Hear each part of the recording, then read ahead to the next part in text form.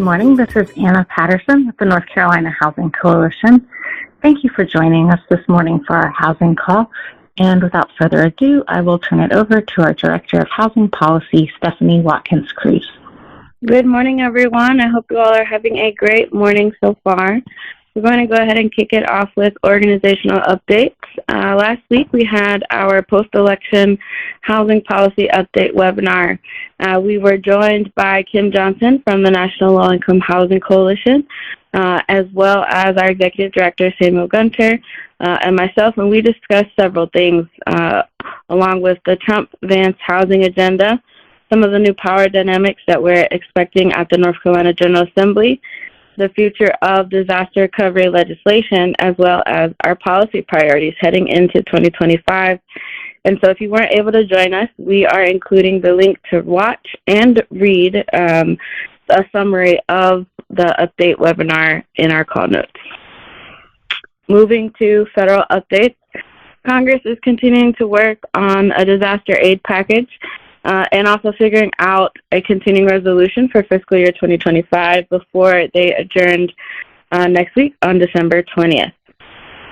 In state updates, Senate Bill 382 has been withdrawn and recalendared again for the House of Representatives to consider tomorrow, Wednesday, December 11th. Just as a refresher, this bill does several things, including taking power away from incoming Democratic leadership, and does little to nothing to help disaster survivors. There's a lot more work to be done, a lot more needed to actually help those in the West still recovering from Helene. The bill passed both in the House and the Senate and was vetoed by Governor Cooper. The Senate overrode the veto 30-19, and we are now waiting to see what the House does. It's unclear if they will have enough votes to override the veto. Also happening tomorrow at 10 a.m. at the General Assembly, there is a House Select Committee on Helene Recovery. You can go to it in person. It'll be in the Legislative Office Building, room 643 in Raleigh, or you can stream it via YouTube. The link to the agenda as well as to the streaming service is also in our call notes. More on Helene recovery. Last week, the Department of Housing and Urban Development, as well as the Federal Housing Administration, announced that they will be extending foreclosure moratoriums for any FHA-insured single-family Title II forward, as well as home equity conversion mortgages in the presidentially declared major disaster areas declared from Hurricanes Helene as well as Milton. So just wanted to emphasize, although this foreclosure moratorium is extended, it's only extended for these specific mortgage types, and it will be extended through April 11th, 2025. FEMA's Transitional Sheltering Assistance Program, TSA, has also been extended to January 11th, 2025 for Helene survivors who continue to need temporary shelter. This is going to allow households whose homes are unlivable additional time to identify other housing solutions or to possibly make repairs to their homes. As of last week, the program is housing almost 5,000 families in free motel and hotel rooms. Last week, Buncombe County announced that they are opening their own Helene Recovery Housing Assistance Grant Program, which can provide up to 3 months of rent, mortgage, or home utility bill assistance for U.S. citizens earning up to 80% of the AMI. We have a link here in the call notes for folks to learn more about what those requirements look like and what the process is. Also want to lift up that there are a lot of job fairs and different positions opening up. FEMA is hosting a series of job fairs and federal resume workshops in Asheville and Durham. And we're lifting these up because it's going to be really important that folks from the communities are also working in their communities as recovery continues.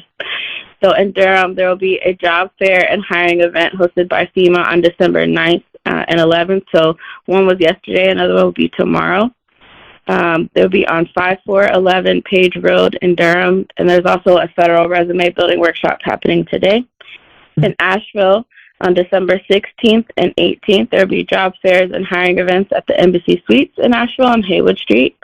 and a federal resume building workshop on December 17th. FEMA is hiring for several positions. They'll be hiring for a historic preservation specialist to provide subject matter expertise in historic preservation review, reports, compliance, and assist other program specialists in the historic preservation review process. They're also hiring an environmental compliance review specialist to implement and review environmental policies, and community liaison to act as the community's link to the various FEMA and other federal agency programs, staff, and leadership. This is a really important position. The ideal candidate is going to have close ties to the community and is going to be able to leverage their local knowledge, relationships, and familiarity with the impacted area to support disaster recovery. Also want to lift up that the Land of Sky Regional Council is hiring for the following positions: a regional project manager in economic development, a regional planner, a housing specialist, as well as a transportation administrative and finance specialist. And so we'll have links to all of those job openings as well. In local updates, Charlotte-Mecklenburg School CMS administrators are continuing to raise housing as an issue. The CMS administrators are investing in affordable housing with hopes that it will help to recruit and retain teachers. This school year, they started the year with almost 300 teacher vacancies. And in a survey, they found that district-wide, 93% of the teachers identified affordable housing as a top local concern, and 61% of them said they would leave their job if housing affordability became an issue for them. So last month, the district unveiled a series of strategies to address the affordable housing shortage, including a $30 million pilot project unveiled last month to create an educator community on district-owned land with 100 units specifically for teachers. Just another example of how housing is not a siloed issue and is really impacting our communities in various areas. The city of Charlotte, staying in Charlotte, is also has also released a RFP, a request for proposal, for land for affordable development, as well as housing development fund requests. So these opportunities are aimed at enhancing affordable housing options in our community, in their community. I say our because that's my hometown, through innovative housing and land development projects. So if you are interested in learning more about those RFPs or how you can contribute, you can click in the call notes. There are several events as well as reports and resources that we want to lift up. The events that we want to highlight are disaster recovery focused. Again, we're not out of the woods. This recovery effort is going to take years. So one of the first events that we'll lift up is a webinar hosted by FEMA. They'll be giving an individual assistance overview that's happening today from 12:30 to 1:30 p.m. And so this is really important for those that are either seeking assistance or those who are helping those seeking FEMA individual assistance. This webinar is going to go into depth about what the assistance categories are, what the application process and eligibility looks like, informal rental agreements, the appeal process, common reasons for denials and how to address those, as well as recent reforms and individual assistance policies, and the different sharing access agreements, as well as resources for businesses, and how those different resources can be helpful for renters and homeowners. This is going to be really critical, especially with the rise and really perpetuation of misinformation happening. Another webinar happening today, the Land of Sky Regional Council is hosting a webinar on FEMA aid for nonprofits and those resources that are designed to help nonprofits navigate recovery and rebuilding efforts after disaster. So for our nonprofit agencies, you'll be able to learn how to access those resources, eligibility requirements, and tips on how to support your organization through this process. On Thursday, there'll be a webinar on homeowners and flood insurance hosted by United Policyholders from 10 a.m. to 11 a.m. United Policyholders is a nonprofit, and their mission is to be a trustworthy and useful information resource, an effective voice for consumers of all types of insurance. And so this particular webinar on December 12th from 10 to 11 is going to serve as a training where they'll give an overview of the insurance claims process, specifically geared towards disaster case management, and how to assist folks with helping their clients navigate all the different layers of complexities when it comes to insurance and insurance-adjacent recovery issues. So three really key events. Two of them happening today at 12:30 to 1:30 for folks to listen and learn about an individual assistance overview from FEMA. That'll be really important. FEMA Aid for Nonprofits from 1 to 2 p.m. today, hosted by our friends at the Land of Sky Regional Council. And then on Thursday, December 12th, from 10 to 11, flood insurance webinar for homeowners, helping folks kind of understand how to navigate that so homeowners and nonprofits could attend this.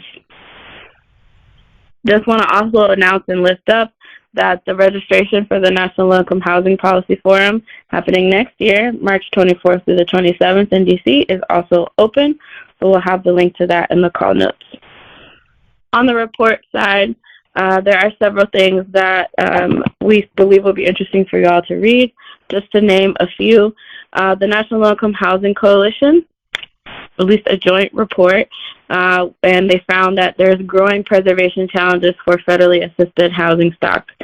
And so the National Low-Income Housing Coalition and the Public and Affordable Housing Research Corporation in this report, they looked through the data in the National Housing Preservation Database, and they assessed the existing federally assisted housing stock and all the different specific preservation risks that these homes face, including expiring affordability and eligibility restrictions, which, anybody in this work, we're aware of that, declining physical quality, significant reductions in federal allocations, and then the report also goes through what it means to mitigate these risks and preserving the existing federally assisted housing stock and why that's essential to any effort to expand the supply of affordable housing for the lowest income renters. Also from our partners at the National Low-Income Housing Coalition, another report centered on disaster recovery was released, and it's titled Advancing Equity, Strategies, Tactics, and Best Practices for Disaster-Impacted Communities. And this one is really geared towards advocates, and it's geared towards advocates in hopes that they'll use this toolkit to, in their conversations with policymakers, as well as the public, about the different systemic barriers to equitable and complete disaster housing recovery and the steps that are needed to reform our nation's disaster housing recovery framework, because there is quite a few. We have a lot of other news pieces and resources for you all, but I will leave you there for now. As always, please reach out if you have any questions or concerns. And I do want to take a moment to read a quote from Nikki Giovanni, a famous U.S. poet who recently passed. She passed yesterday, that I feel like is very fitting for all the work that we have going on right now and the work that we're going to continue to have to do. So I'll leave you all with these words from Nikki Giovanni. There is always something to do. There are hungry people to feed, naked people to clothe, sick people to comfort and make well. And while I don't expect you to save the world, I do think it's not asking too much for you to love those with whom you sleep, share the happiness of those whom you call friends, engage those among you who are visionary, and remove from your life those who offer you depression, despair, and disrespect. So rest in peace, Nikki Giovanni, and we will talk to you all next week.